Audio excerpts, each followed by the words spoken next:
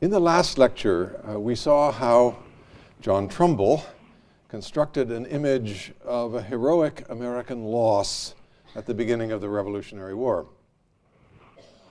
It shows pain and death, but his audience knew that the battle was only a setback on the way to triumph.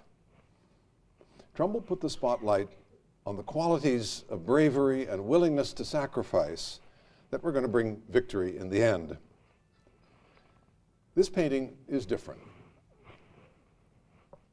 It doesn't show a battle with a famous name like Bunker Hill or Austerlitz. It doesn't even show a battle at all. But it does show a scene from recent history, a historic defeat. Let's simply look at the image on the screen for a minute or so, and then I'll start talking again.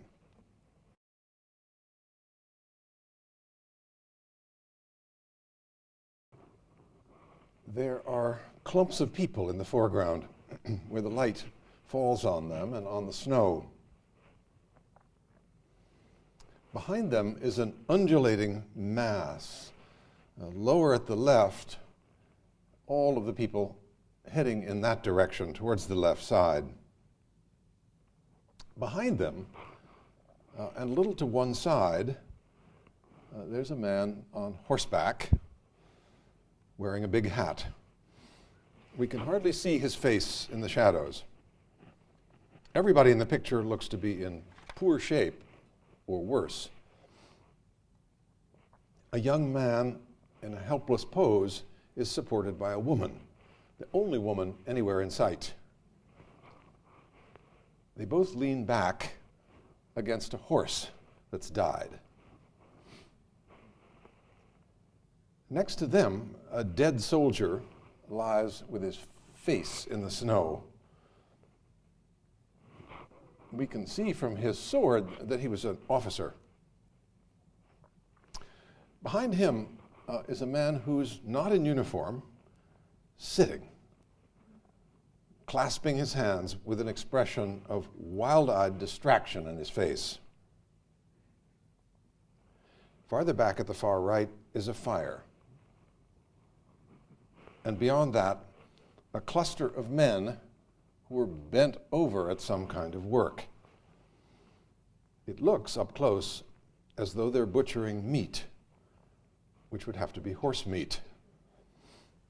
Closer to us, two men are warming themselves at the fire. A soldier leans toward them and points to the mass of marching men. There's been a halt, but it's over now, and now it's time to get going again. Beyond them is a mass of brown figures and the barrels of very many rifles. We notice that the scene is framed at the bottom by the dead man on the left and two others on the ground at the right, one of whom reaches up towards the man on horseback at the middle, at the apex of the composition. Neither of these men looks as though he's going to be able to get up. In the middle is a man in uniform, in a fur coat or a fur collar, with epaulets and a medal, obviously an officer. His leg is bandaged as he steps forward with the help of a soldier. He can't even hold his head up. Taking a closer look at the mounted man, we see that he holds his hand on his hip in a traditional pose of command. Behind him is the top of an army standard, a flagstaff with an eagle finial.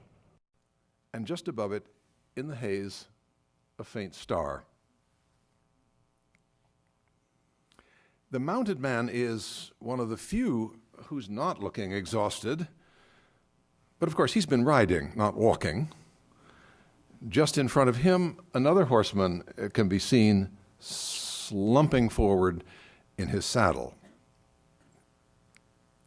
The label tells you that this painting is by Ary Scheffer, and that the title is The Retreat of Napoleon's Army from Russia in 1812. So here I need to remind you of some facts about that retreat, facts that people in 1826, when the picture was shown, knew very well. I think, though, that they would have only recognized one person in the picture, the horseman in the big hat, who is not Napoleon, as we might think, but the commander of the rear guard of the retreat, Marshal Joseph Ney. They didn't need a label to tell them what this army was, or where it was, or why it was in such desperate condition.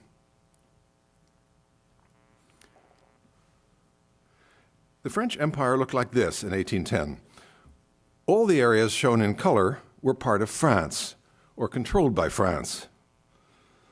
By spring 1812, Napoleon was massing his forces in East Prussia and Poland, at least 600,000 men, which includes fighting units that he'd conscripted from the Prussians and the Austrians. This was the biggest army ever seen. His target was the army of his former ally, Tsar Alexander I. Russia was the only remaining power on the continent, and if he could defeat Russia, France could control every nation except Great Britain, and perhaps eventually that too. The map reminds you of the vast distances involved here. Moscow and Petersburg, you can see them up there in the upper right, are more than 1,500 miles northeast of Paris. On June 24th, the main army began to cross over from Poland into Lithuania and to march east. The army was so big that it took them 6 days to pass a single point. Napoleon was using blitzkrieg tactics to move fast, throw everything against them, crush their army quickly, take their capital, ruin their morale, and set terms for peace. That had worked in smaller countries. But here there were surprises along the way.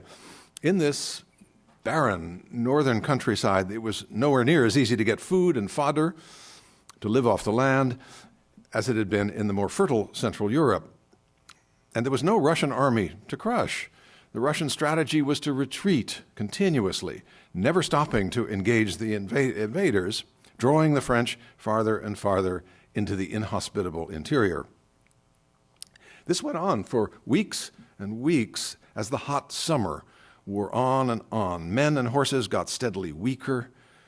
Moving supplies and replacements all the way from the Polish border got harder every day. The roads were bad. There was dust.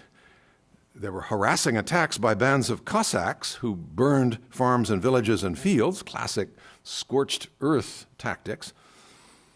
Tens of thousands of men deserted, and many more died from starvation and from disease.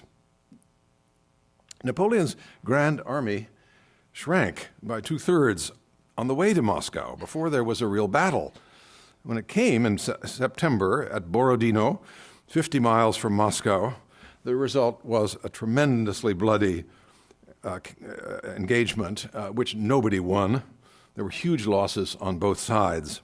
There's a wonderful description of Borodino in War and Peace that some of you will remember.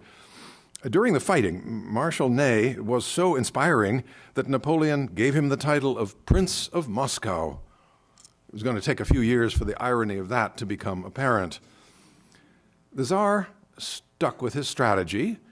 He ordered Moscow stripped of its supplies, its buildings burned, its population evacuated, allowing Napoleon to take the city without opposition. Napoleon had thought for the Russians to lose their historic capital would certainly humiliate them into peace negotiations, but Alexander declined, knowing that pretty soon he wouldn't need to negotiate. Napoleon waited in Moscow for 6 weeks, and then in October, with the weather getting worse, he withdrew from the city and tried to find and defeat the main Russian army under General Kutuzov. He couldn't find the enemy. As the weather got wetter and colder, the great retreat began, all the way back across Russia to Poland, by foot, something like 700 miles. I think that's the distance from New Haven to the border of South Carolina, or maybe more to the point, to Nova Scotia. For 2 months, the weather was bad, and then it got much worse, going down to 10 and 20 below zero Fahrenheit, and then for weeks at 30 below. The Russian army didn't have much work to do. The hypothermia and disease and exhaustion and desertion on the French army did the work for them. The most astonishing image of the Russian campaign I know is this chart by a French engineer demonstrating the size of the French army going in and coming out from Russia. The tan band here shows them advancing, and the black retreating, with the width of the band in proportion to the number of men. You see 450,000 entering. That's just the French, by the way. Never mind that there were 150,000 foreigners in the army. And after Borodino, 100,000 men make it to Moscow. And before leaving Russia, there were 10,000. It's this last stage that we see in Scheffer's painting. This was an epic loss of life, the worst ever. Napoleon went in assuming that conquering Russia meant defeating the army, or at least occupying the capital. Tsar Alexander knew that the French army could conquer itself by overreaching, and it did. A few weeks into the long retreat, Napoleon learned that there had been an unsuccessful coup d'etat in France, and he set off on a retreat of his own, not on horseback, as you see in this rather sympathetic painting on the right, not on horseback, but by sleigh, leaving the all-important rear guard of the army in charge of his most trusted general, Marshal Ney, whom he later called the bravest of the brave. Ney's courage and his empathy with the troops were already legendary. Russian cavalry and bands of Cossack militia attacked Ney's rear guard over and over again. At one point they were encircled, but they fought their way out again. Most of their horses died and were promptly eaten. Artillery had to be abandoned, supplies had to be carried by hand, and officers had to walk. The last obstacle for the survivors was the Berezina, a wide river on the border that would normally have been frozen solid in November so that they could have walked across, but not this year. This year there was a freakish thaw. The river couldn't be crossed, and they were trapped. But Ney had his field engineers build 2 trestle bridges so that practically everybody was able to make it to safety. The departure of the Grande Armée after months of suffering soon belonged to the legends of both countries. For the French, it showed them their own indomitable spirit. For the Russians, their own historic God-given power to expel foreigners. A century later, this very legend helped sustain the Russians when Nazi Germany tried the same thing. The French army never fully recovered. France lost its allies, Russia, Austria, and Prussia, and soon had them as enemies. In the 2 years that followed, Ney went on to command other forces for Napoleon and won battles here and there. Like many Frenchmen who'd been swept up 20 years earlier by Napoleon's decisiveness and his tactical brilliance, Ney was increasingly disillusioned. In April 1814, when it became obvious that France was going to lose to the combined European nations, it was Ney, the fearless Ney, who went to the emperor to tell him that he should abdicate. And he did abdicate. And the Bourbon monarchy was restored. King Louis XVIII was crowned, and Napoleon was exiled to the island of Elba off the Italian coast. But within a year, Napoleon was back in France, leading an army of local militias and soon joined by army veterans, what you see on the right. After the Restoration, Marshal Ney had felt that his duty was to the nation, and he'd sworn loyalty to the king, weak and unpopular as the new royal government was. He saw Napoleon's return to France as the act of a madman and an outlaw, and he told the king that he'd bring Napoleon back to Paris in an iron cage. But soon after that, he changed his mind, deciding that Napoleon was gaining such support that he could again be the savior of France. So Ney defected to his old commander, Napoleon, taking his troops with him. Napoleon's restoration to power for the famous 100 Days, as everybody knows, ended in Belgium at Waterloo, where the Prussians under Blücher and the Dutch and the British under Wellington, at the right here, caused such losses to the French that there was really no recovering. Ney fought bravely as usual. Napoleon's punishment was exile again, this time to the tiny island of St. Helena, 1,400 miles from France, and this time exile was permanent. In the meantime, Ney was seized by the restored Bourbon government, clapped in prison, and put on trial for high treason. This prosecution, by the way, violated the peace treaty, but Ney got next to no support from Wellington, and the trial proved to be sensational. There was really never any doubt that he had defected, and he was too honest for his own good in the trial. The Royalists, on their side, saw Ney as exactly the traitor that they could make an example of.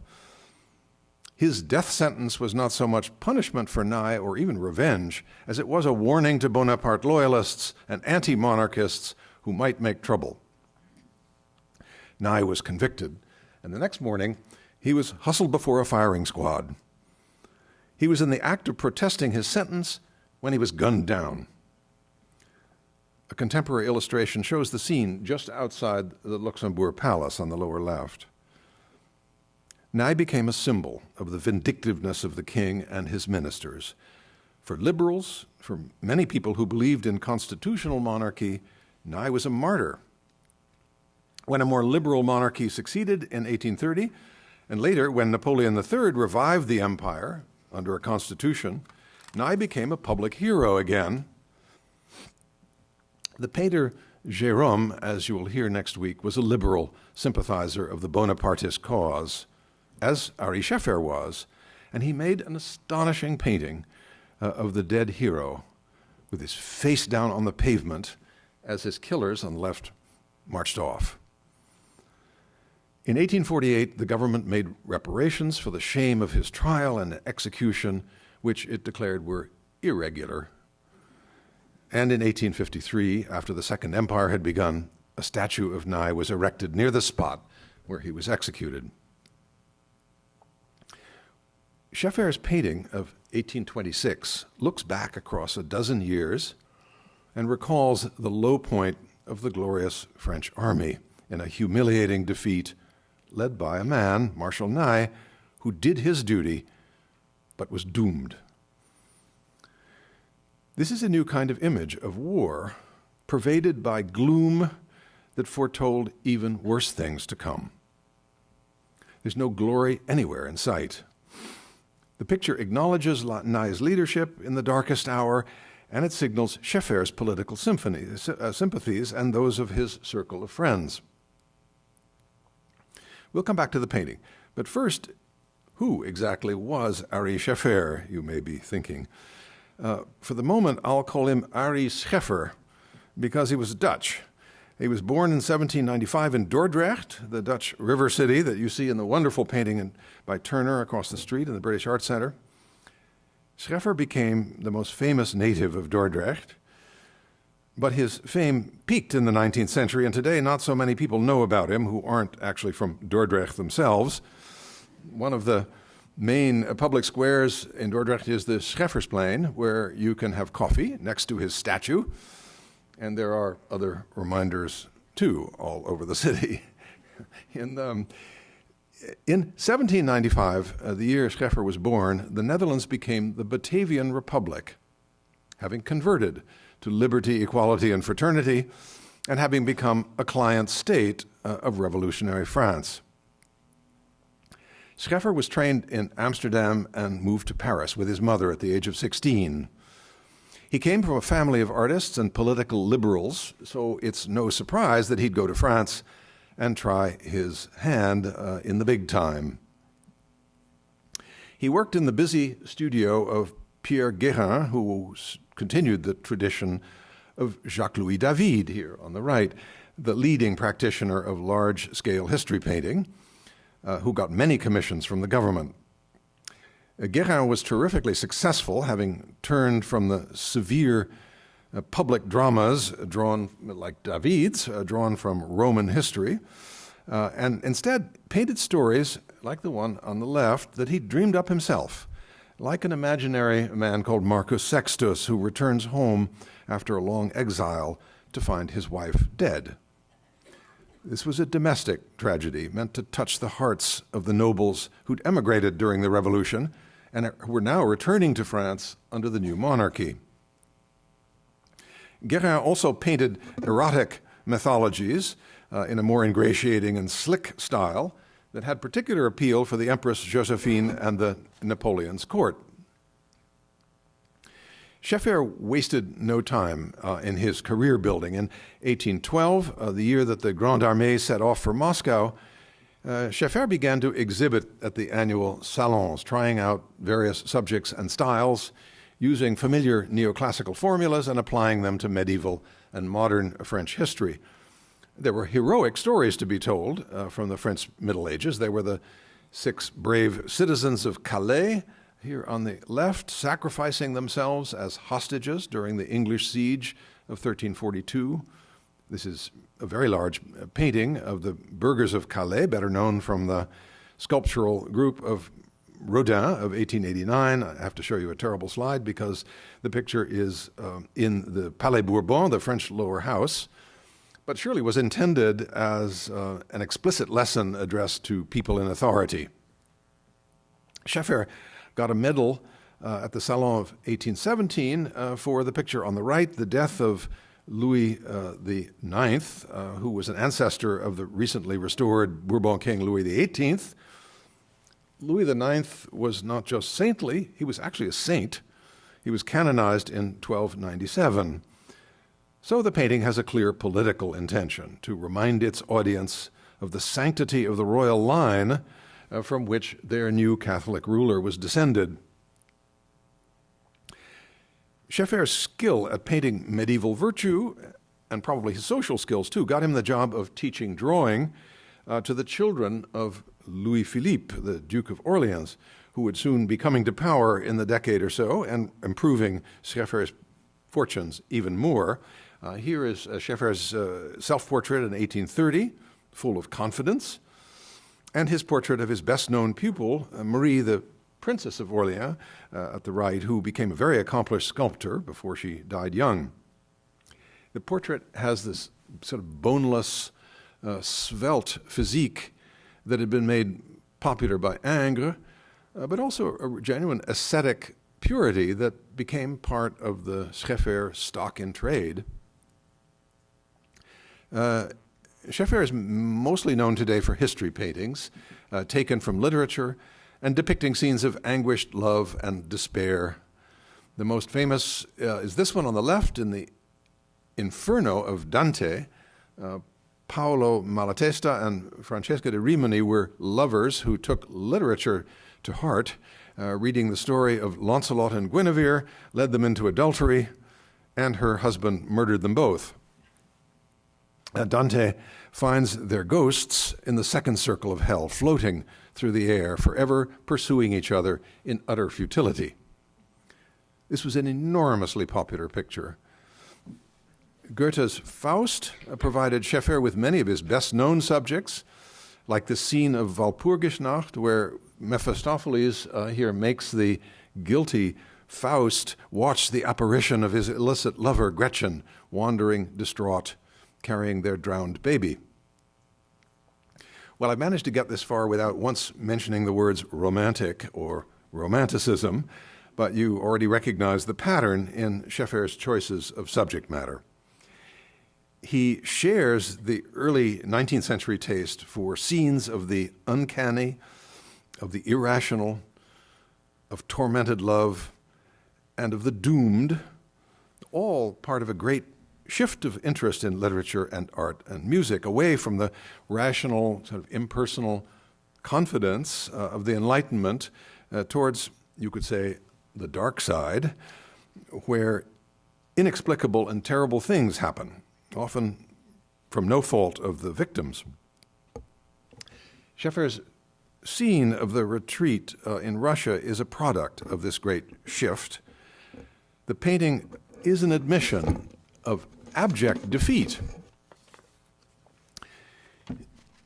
It's not in any way a celebration of victory like most Napoleonic scenes of war. Trumbull's Battle of Bunker Hill also illustrates a defeat, as I mentioned, and the prominent death of a young soldier. But unlike Trumbull's picture, Scheffer's scene doesn't show a famous moment or a setback on the way to glory. It's the beginning of the end of the empire, and for Nye.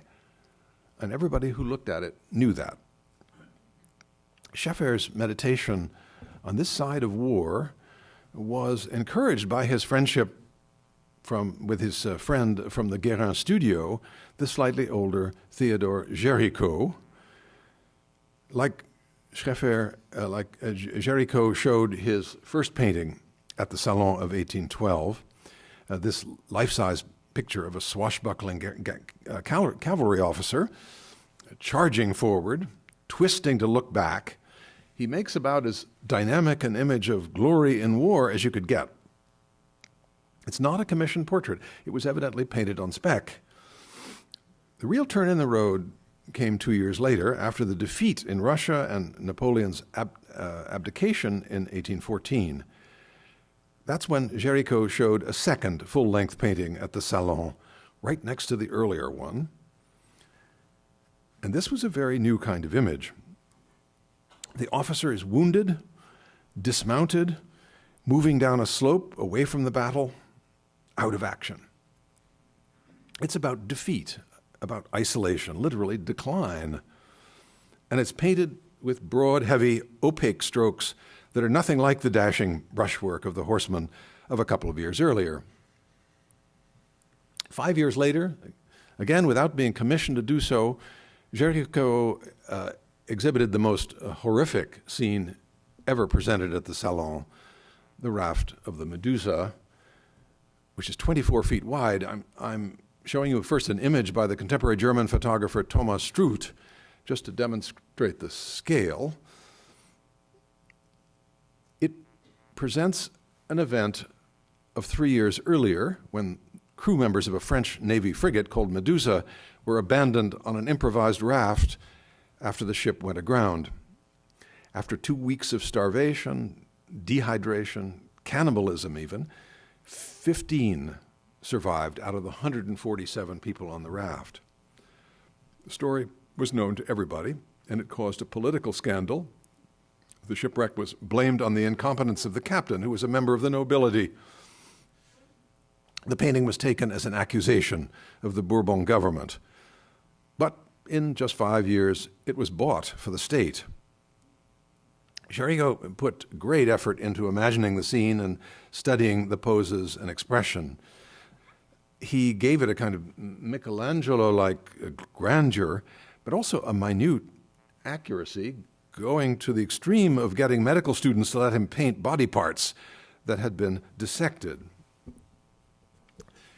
Géricault's curiosity about real-life extremes and the irrational side of human life led him to paint portraits of patients of the pioneer psychologist Dr. Georget, people who suffered from different delusions. This is a woman who was a compulsive gambler. Géricault was not the first artist of the Romantic era to see madness as more interesting than sanity. Francisco Goya had done that a generation earlier. He treated an insane asylum as though asking us to consider whether the delusions of these people are any different from those at the Spanish royal court, or for that matter, whether these men wrestling are any more demented than soldiers killing one another. What made the raft of Medusa so powerful, and still does, is that it's an image of terrible possibilities in human life that will be abandoned, that will be left to die, forgotten. That maybe civilization is just a thin curtain that barely hides the truth of irresponsible government and brutal indifference among people. For Géricault, shipwreck was a metaphor of the truth of human life. We see this stripped to the essentials in a little oil sketch upstairs in the galleries, where a man in rags holds onto the rocks and another one climbs up behind him. No circumstances shown at all, just the men and the jagged shore and the lines of pounding waves. It's not a story that Géricault pictures, in other words, but a situation of extreme vulnerability, of being in the grip of forces you can't hope to control. I think Géricault's pictures gave Scheffer the courage to imagine a scene of retreat from Russia that might have this quality of elemental despair that makes it so remarkable. At the same time Géricault was painting the raft of the Medusa, he was also treating Napoleon's retreat from Russia. In this watercolor and print by Géricault, there is no army, no glory, no Marshal Ney, just a few anonymous soldiers doing what they can to help each other. Being so close to Géricault, Scheffer would have seen these drawings, which I think helped him imagine his vision of the retreat from Russia. In the 1820s, Scheffer was recognized as one of the leaders of the new generation, along with Géricault, who left the scene by dying in 1824, and his somewhat younger friend Eugène Delacroix, who made this brilliant debut at the Salon of 1822 with a scene from Dante's Inferno, where Dante and his guide, the poet Virgil, are ferried across a lake in purgatory, where souls are punished by endless drowning. A huge horror scene like this with anguished nudes obviously depended on the raft of the Medusa, but Delacroix adds lush color and dashing brushwork. Scheffer followed suit with his own immense painting of high drama at sea. On the left here, a church commission, where the 13th century Dominican saint tells a whole boatload of frightened passengers to have faith, the way Christ had done with his disciples in a storm. A little later, Scheffer made a rousing reconstruction here, completely imaginary, of the earliest victory won by Clovis in the 6th century A.D. Clovis, the great Frankish unifier, a Christian convert. Clovis, the embodiment of French solidarity, defeating a confederation, of course, of Germans, the ancient enemy of the French. This picture was also bought by the state, and it became the first in a series of paintings in the Galerie des Batailles in Versailles, created by Louis Philippe. There it is, I'm sure you can see it, at the far end. Scheffer was aware of the propaganda value of history painting, as aware as government ministers, I hardly have to tell you, and he continued to get royal commissions. 10 years before this, during the time he paints the retreat from Russia, that is, during the reactionary reign of the restored Bourbon king, Charles X, Scheffer kept company with political liberals and entertained subversive ideas.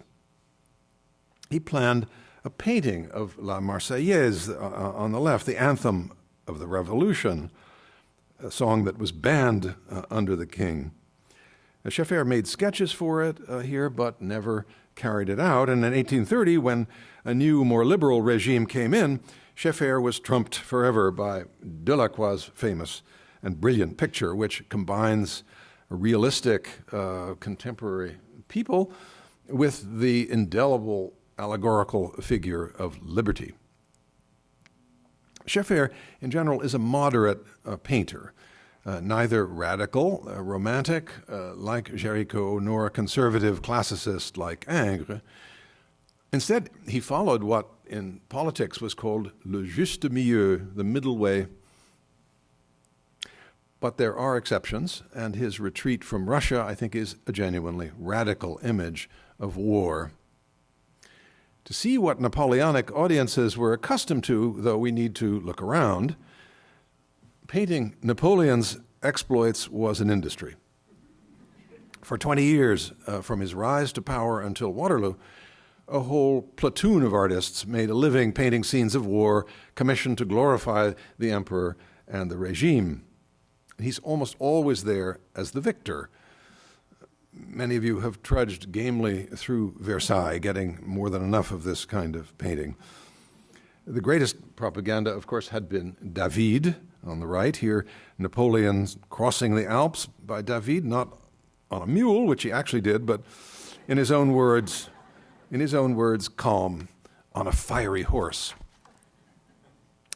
On the left is the painting by David's former pupil, Baron Gros, that helped to make him a favorite of Napoleon, the young commander here of the French army in Italy, at a critical moment when he exposes himself to enemy fire and urges his troops calmly, confidently, to cross the bridge of Arcola, which leads to victory over the Austrians. Gros painted two enormous scenes for Napoleon that made an impression on Scheffer when he arrived in Paris. Both of them set in remote, inhospitable places, and both using the horror of war as a device, not to criticize war, but to strengthen the image of the commander-in-chief. This huge painting of Napoleon at Jaffa in Palestine shows him risking his life by visiting French soldiers with bubonic plague, and not just visiting, but by touching one man's sores, alluding both to Christ's miracles and to the belief in the king's touch that cures tubercular scrofula.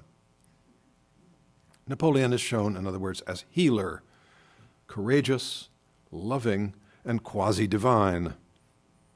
The crowd of suffering victims pushed towards us had a shock value that opened possibilities for both Géricault and Scheffer.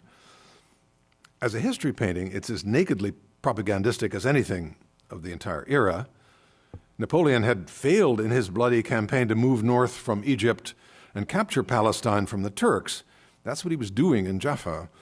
And shortly before this, by the way, he'd ordered the slaughter of thousands of Turkish prisoners. Napoleon's purpose in choosing this subject was clearly to divert attention from the French, from the bad news of an expensive failure to the good news that their commander had godlike powers. That's what we see in the other great painting by Gros, which shows him after the Battle of Eylau in East Prussia. This was fought against the Russians and various allies, and it was a hideous bloodbath. Some 30,000 men were lost and nobody won once more, although the Russians withdrew. Gros staged the scene as a kind of pageant of mastery and subjection. We see a lineup of Napoleon here and his marshals surrounding him as one of the Russian captives kneels to him, and another one here way at the left cries out, and this is a quote from his propagandist minister, cries out, "Caesar, if you want me to live, then heal me. I will serve you as faithfully as I did Tsar Alexander." There's another gut-wrenching scene in the foreground. The painter gives the victims almost equal weight with the victors on horseback. They're more graphically painted than ever before, with piled-up corpses, men dying, frozen, bloody, and in the case of this Lithuanian soldier, with rolling eyes, clearly unhinged.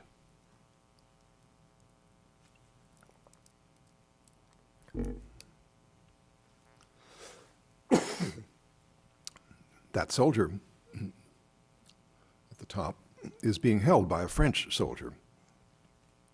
A reminder to the viewer of the official lesson of the picture, that following our emperor's example, we French are merciful. And what's more, all this death will have been worthwhile, for us French anyway. The crazed Lithuanian, you recognize, is a relative of Scheffer's hopeless, wild-eyed man, and all the various mentally afflicted people that had so fascinated Jericho. Goya saw the balance of war differently. The series of etchings he called the disasters of war also shows Napoleon's men, this time trying to conquer or terrorize the Spanish during their campaign against Spain and Portugal. Goya doesn't show heroics in war, simply injustice and brutality and death, and he gives his images bitter, ironic captions. These prints were circulating in France later on, but not at the time of the picture by Scheffer. Nevertheless, I think the spirit of them is very akin to the bleak tone of Scheffer's scene in Russia. Turner's great battle painting of 1818 of Waterloo doesn't show the British winning the battle, but instead it shows the night after the battle. It's a kind of panorama of the dead, the wives and sweethearts searching through them by torchlight. That night, the British shot off flares to discourage looters here, and the chateau of Hougomont on the right that Wellington had defended and Napoleon shelled was still burning.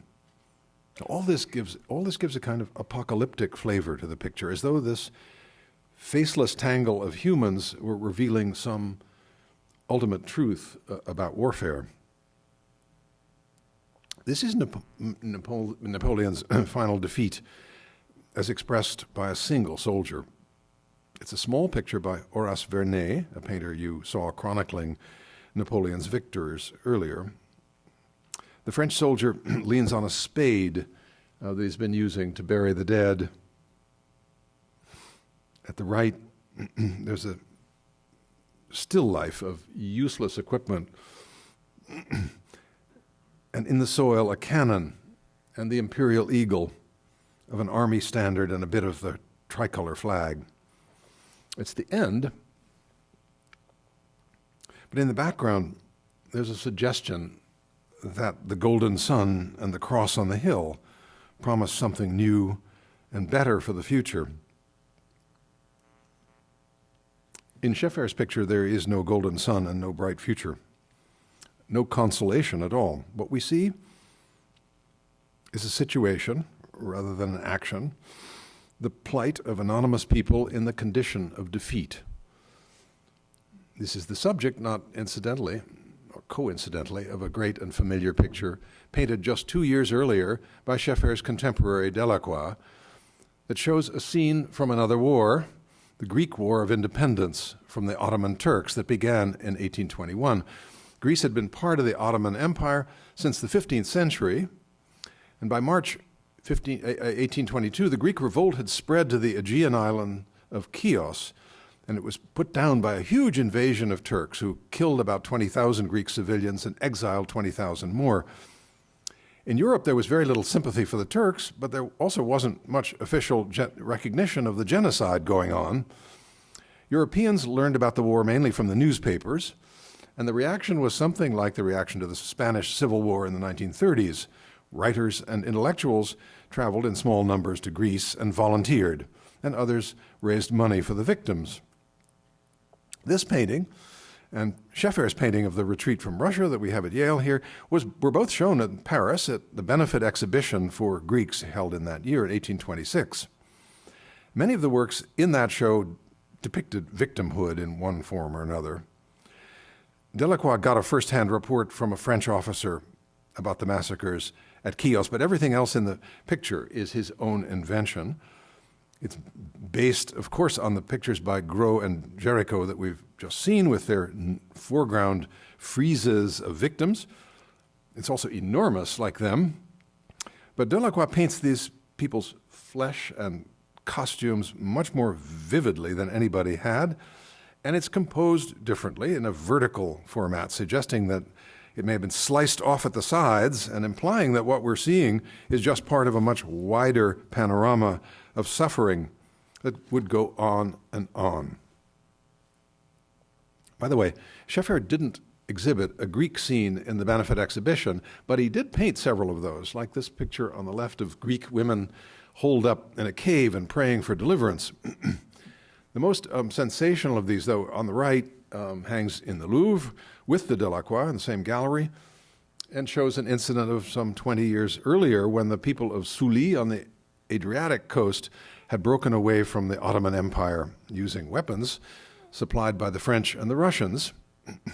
When Ali Pasha came with an army to retake their strongholds, many of the Sullias were killed or taken as slaves. A group of women, rather than being seized and dishonored, as they would have seen it, threw themselves and their infants from the cliffs, which is what Scheffer is showing them preparing to do here. He's adopted the more fluent and broader style of painting from Delacroix, emphasizing the swirling action here and a vehement lighting scheme that actually somewhat resembles the light that he'd used a year earlier in his Russian scene. The picture was bought by the king and helped Scheffer get the Legion of Honor. I want to show you one more picture of war and its victims that Scheffer painted at just this time, the scene of the invasion of French Alsace by the Russians in 1814. Russian troops are burning villages and driving out their civilian populations. Scheffer shows them conflicted over whether to retreat or to return, to fight, and maybe almost certainly be killed. The men wanting to go back, the women holding them back. And they're led by this figure in black, the calm figure of their saintly pastor, Johann Friedrich Oberlin, the famous educator for whom the college in Ohio, Oberlin, was named. You can see some obvious similarities in the way that the pictures are composed and lighted, and also in the themes of both, the consequences of war, brutal victimhood, and resolute leadership by a wise man of honor. Let's just look for a moment at Scheffer's preparations for this picture. These started with a sketchy drawing in brown ink. It has the general layout and the strong contrast of light and shade of the finished picture. The main elements are there already. The group at the left, at the fire, Marshal Ney in silhouette at the top, and the woman supporting a young man. I mean, the last pair you recognize, of course, is a variation of a familiar formula for lamentation or pietà that adds a touch of sanctity to what's happening, the premature loss of a young officer. Scheffer knew very many pietas, including this one by Annibale Carracci in the Louvre, and so did John Trumbull, as you will easily remember. You were here last week. Trumbull, who made subtle allusions to this tradition in the deaths of two young American heroes. I need to point out that the painting has darkened a good deal, and it isn't entirely as legible as it first was. That's the irreversible fate of most paintings in oil on dark ground, which this is. So I want to show you an engraving that reproduces it and reveals quite a lot of detail that's swallowed up in the dark areas of the painting, particularly in the background and particularly in a slide. In the gallery with a good deal of incandescent light, the picture is really quite beautifully revealed and worth your spending time with. The engraving shows more of this mass of soldiers packed together so tightly. For one thing, we know from a report by one of Ney's generals that he ordered the troops to stay as close together as possible on the march so that they could conserve heat in the freezing cold. That earliest drawing already has the main ingredients. As I said, the big triangle of form, with Nye at the top and the incidents at either side. But in the final composition, the men at the fire and the woman with the young soldier have switched sides. In another drawing that we know only from a rather bad reproduction, he's kept the overall shape, but he's moved the point of view back a bit. And most things, however, have stayed in place. And at this point, Scheffer sketches the whole composition in oil. He adds color, mainly reds, to pick out the main figures and also the fire. He also changes the proportions a bit to make room for the powerful foreground figures so eloquent in the finished picture. He's solved almost all the problems by the time of the sketch, so that the finished picture on the right, he really only has to make the foreground clearer at the left by placing some props on the snow to mark out the space. Well, let me turn again to the question why Scheffer would have painted this subject. A miserable loss, the French army at its lowest moment, ragged survivors barely escaping a disastrous miscalculation by the emperor. It would help to know whether somebody commissioned the picture, and if so, who. But we don't know that. It disappeared between 1832 and 1986, when a collector in Paris cleaned out his basement. From whom he or his family got it, we don't yet know. So for the reasons behind the choice of subject, we need to look at the company Scheffer was keeping in 1826 and, frankly, speculate a bit. I think one reason must have had to do with the shadowy figure of the commander, Marshal Ney, whose story you heard earlier. Ney, who had been, for Napoleon, the bravest of the brave, and who at the time of the painting was a hero and in some senses a martyr for the opposition to the restored Bourbon government under Charles X. Scheffer belonged to that liberal Republican opposition, as you saw in his Marseillaise picture. He was a friend of one of Ney's sons, who bore the title the Duke of Elchingen, who was 22 years old at the time. In his political circle, a progressive political circle, Scheffer would have found a receptive audience, I think, for a scene recalling Ney's role in leading the rear guard to safety and his ingenuity at getting it across the river to safety. One reviewer of the exhibition in 1826, in fact, mistook the title of Scheffer's picture and called it The Crossing of the Berezina by Marshal Ney. Scheffer could have painted that subject, but he didn't. Instead, he preferred to construct a scene where nothing remarkable happens, just some misery and suffering and death at the edge of the army's retreat as the steadfast marshal moves the troops onward. I mentioned that the picture made its debut at the exhibition of 1826 to raise money for suffering Greeks, which is organized at a commercial gallery by people of Scheffer's political persuasion, opponents of the Bourbon regime, a spectrum from all the way from pro-Bonapartists to the backers of the Duc d'Orléans, who 4 years later was going to lead the next revolution and become a constitutional monarch. The successful rebellion of brave Greeks against the Turks was a model, I think, in the minds of the organizers and for Scheffer, for Delacroix and others, a model for the escape from monarchical bondage that they wished for France. What outlives the politics of 1826 and can speak to us today, I think, is the image of war that it presents. And that's an image of failure. This kind of imagery was a discovery of Scheffer's generation. We've seen other artists, Goya, Géricault, arousing pity for victims and revulsion at regimes that cause mass suffering. Remember the burial of civilians in mass graves in Goya's etching, and remember the sailors abandoned on a raft of the French warship Medusa.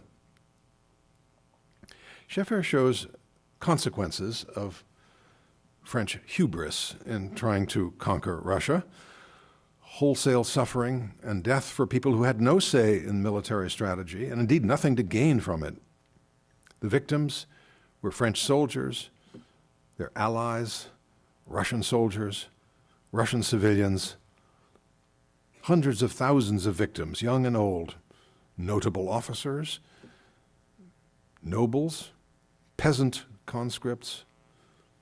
In the foreground, he includes people of several social classes, commander and camp follower, the sane and the mad, the well-to-do and the destitute. A few of them rise to acts of compassion, like the woman and the enlisted man, the woman holding the young officer, the enlisted man holding the collapsing, standing one on the right. People who care for men who are falling. Scheffer uses visual language clearly and forcefully to put this across. This is the strength, I think, of the picture. And this starts, as we've seen so often with successful history paintings, with the structure. One great solid form made of packed together humans, and with small groups and sub-incidents picked out from the mass. The individual gestures are broad and easy to read. The emotional tone is set by the somber color scale, the leaden sky, the masses of brown for the soldiers.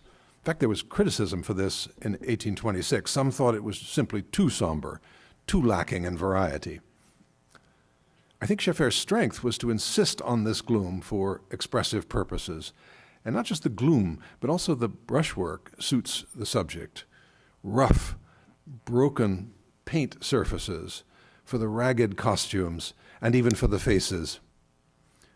Where the figures are concerned, the gloom is true to life. We actually have a description by a survivor of the retreat, one Captain Francois, who wrote, "Our bizarre outfits proclaimed our frightful misery and gave us a scary appearance.